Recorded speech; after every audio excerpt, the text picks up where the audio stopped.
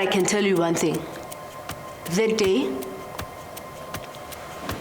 I died. A lot of dropouts because of the words that we say that breaks them. Ndabeleng is going to teach you how to become a lady, how to stand up for you as a person. Ooh, that's.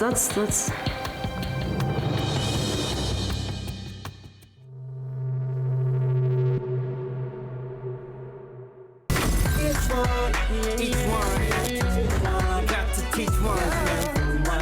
Let's learn from one another. Let's go.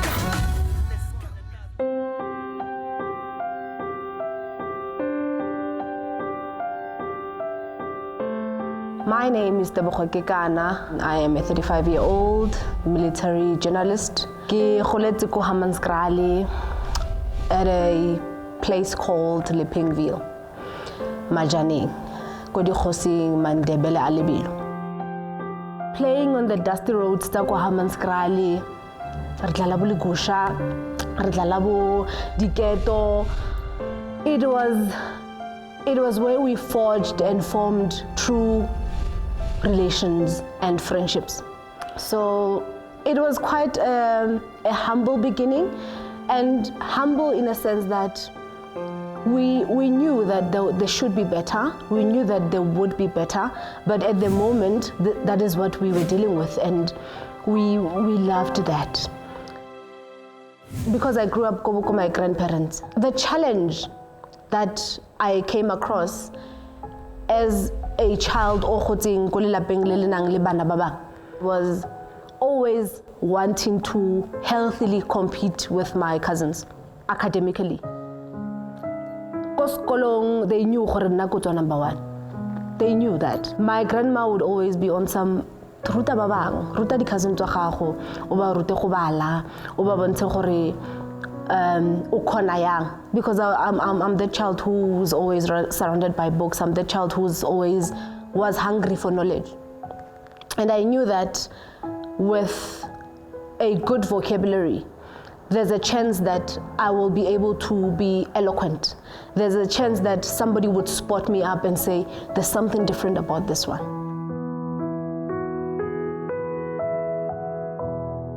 As fate would have it, one day, while walking to school, one day while I was walking to school, so ntate o mongwe a ba re thusa dikgomo tsele di tsamaye ka mo tlhalosetsa gore ke tshaba dikgomo, if it wasn't for you ne ke tlo jika ka se sekolong. And he said, you know what, you need to face any fear that you come across, and if wa jika go ye sekolong, what were you going to tell your parents gore wa sa ye sekolong? And those words stuck in my mind. Whatever kind of fear that I might come across, I must face it head on. I must make sure that it does not cripple me. When I was 7, my mom had introduced us to a stepdad. One day they had nebasa utlwana ka something, so ne tshwentse re lolata diaparo tsa hae ko ntlong ya bona ko ne ba nna ko teng, re di busetse ko ntate mogolaka ko ne ke nna ko teng. So raya ko, I went le cousin brother ya mamaka. We walked there, ra tsamaya ha re fitla kwa le re pakella diaparo ke mo thusa mo gore re pakelle diaparo tsa gagwe tsa mamaka le tsa rona tse ne di kwale mo wheelbarrow eo. While I was busy making sure gore diaparo tseo di a felela mo di plastiking, I just felt matsogo a gagwe a ntshwara ka mo morago. A ke sure gore na tshwere a cloth, a scarf, or a top. A ke sure gore ne le eng. And because komo kholo, komo ton, like umpita ka everything, he's tall, he's big. Unana le matla a gore antatlhele mo godimo hampeto. So a ba etsa yalo, ha ke wela modimo hampeto, I couldn't really scream loud because whatever ena e tshwereng mo molomong wa ka ne tswaletse molomo. And I remember ambotsa gore if you continue screaming, how ka tswela pele wa rasa wa goeletsa ke lo bolaya.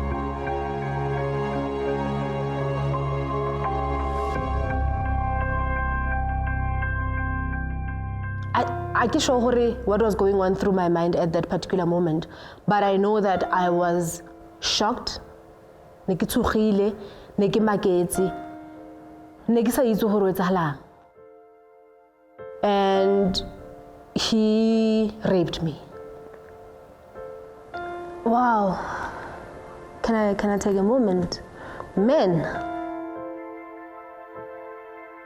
that experience on its own, with the walking back home part, was difficult because ngwana o rapilwe ngwana le mengwaga eo o tlo palla go tsamaya, o tlo bleeda, o tlo se tshepe gore motho a tsamayang le ena o lo mmolaya ka nnete na, although a feditse ho etsa ntho ena nya go etsa. But I can tell you one thing, that day I died. That day I literally died. Walking behind him, I push a wheelbarrow early. Walking behind him, there were a lot of things that were going on in my mind to say, what did he see? Why nna? Why asantati? Why asantusi?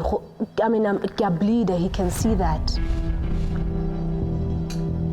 Why ayetsa bealo, you know, mo ngwaneng o a mo tshepileng? Because ke nahana hore batswadi ba ka, mama ka hana mo roma kwa le gore lo lata diaparo tsela, she had no way of knowing gore that was going to occur to me. Like no ka reng ka hemela ko ntle, and then hwatswa something. Because in my experience as a teacher, I've learned the power of words. Let's learn from one another. Let's go. Let's learn from one another. Let's go.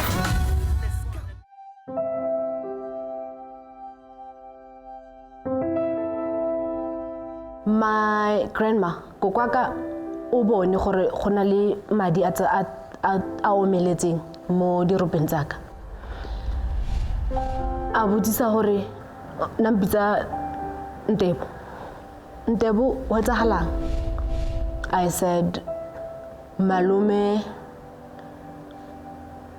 o nkgabeleditse, o nkgamile a ntatlhela mo petong a tsenya bonna ba gagwe monna.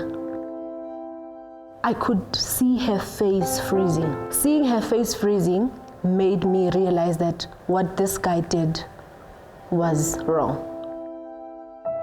She helped me clean myself up. My grandma did not tell my mom what happened because I guess she wanted to protect her. She wanted to protect me. She said, Tebogo simolotse menstruation wa gagwe.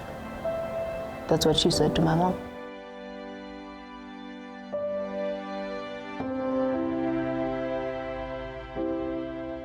The following day was school. I had to go to school. The walk to school that day was different. It was totally different because I was cagey. I had become a different person altogether. I knew that I would never see life the way I did before. The world did not seem as rosy as it did all the other days when I went to school. I had a deep sigh that I couldn't breathe out. Like no ka reng ka hemela ko ntle, and then hwatswa something. And I'm a very talkative person, but that day I counted my words. I did not want to say too much. lest I blurt out something else. I did not have full control of what I could share, you know? So I opted to keep quiet. It was a blurry day at school, okay? I hardly concentrated. I was dealing with the fact that I had died just a few hours ago. I had to deal with the fact that I needed a new identity. Ne ke tlhoka botho bo bontšha. Ne ke tlhoka leina le lentšha. Ne ke tlhoka go bitswa something else. Because I knew that I ke sa le Tebogo o ne le ena before rape e etsagala. I had an English teacher who had an ear for children. She saw that there was something wrong that day. And in between lessons, we'd say, and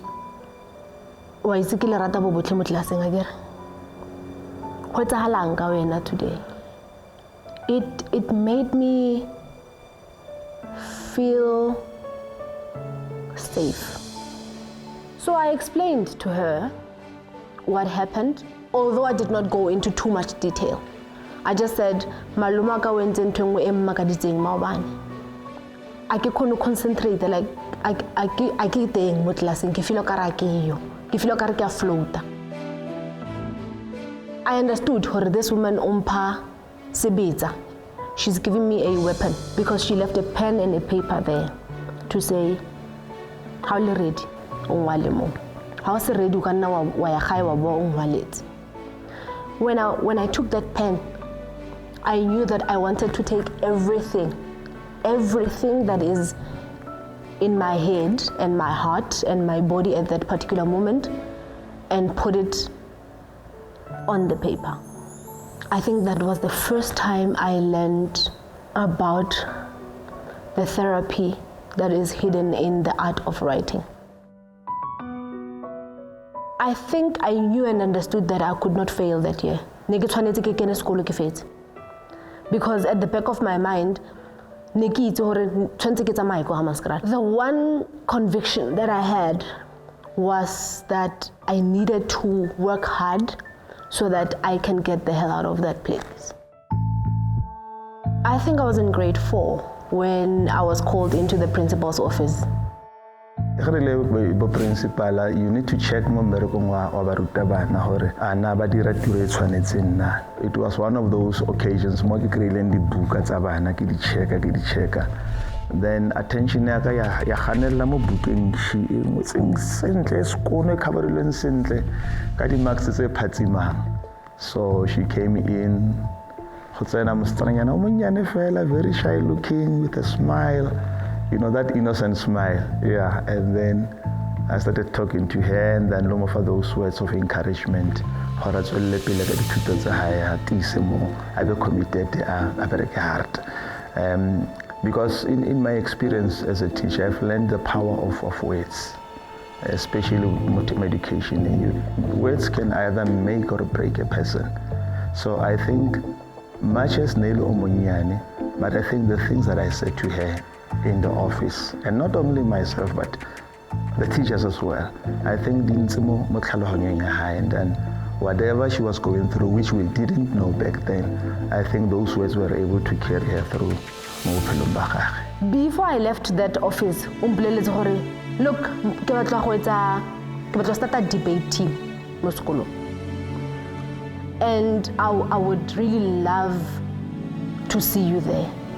But it pained me so much that sometimes we take for granted, or every learner I can go school from a good environment, supportive. It is not like that. Some kids are not poor performers because they are dull or they are not intelligent. It's because they don't get the necessary support from the parents. They are being called names. It builds my I believe you are better than anything. And that's why a lot of dropouts because of the words that we say that breaks them. It is critical that we must have that triangular relationship where you have the parents, the learners, and the school coming together for the purpose ya go ruta ngwana. So it's critical, it's key, it's very important, that triangle.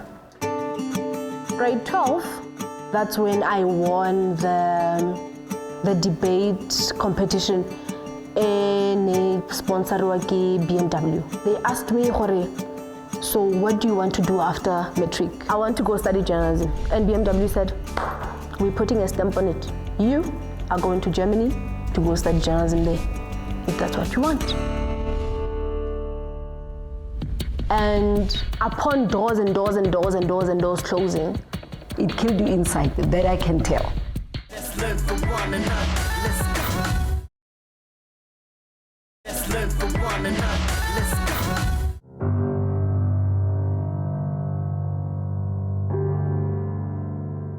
my life in Germany confirmed to me that I was worth more than the rape. I remember ke na le nightmares. The nightmares taka di stem from the fact that we had gone on a trip, Euro trip, and I was in a bus with my schoolmates.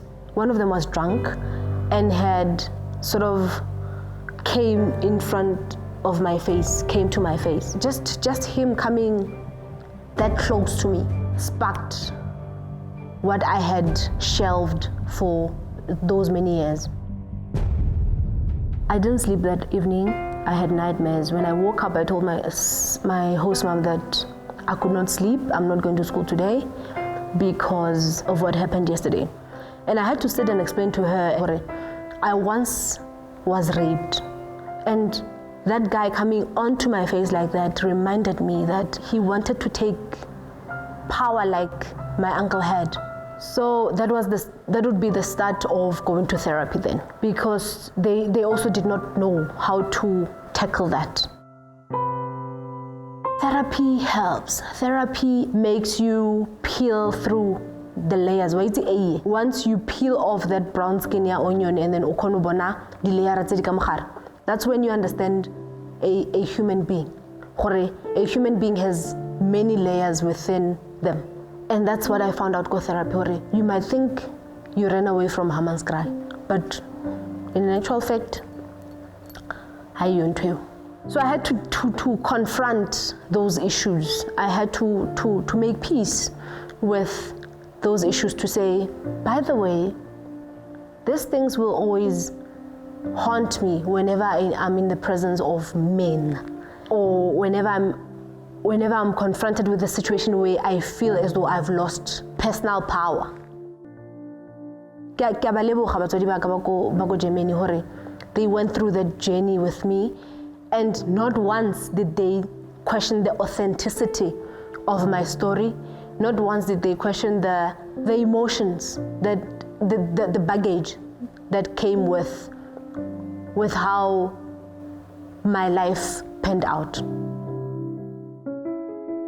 Coming back with a qualification was epic. When I came back, I looked for work, and upon doors and doors and doors and doors and doors closing, I felt as though I'm hitting a wall. Why did I come back? Fast forward, I went for basic military training in 2008. My wing commander at Officer Forming was Lieutenant Colonel Ntabileng Mati.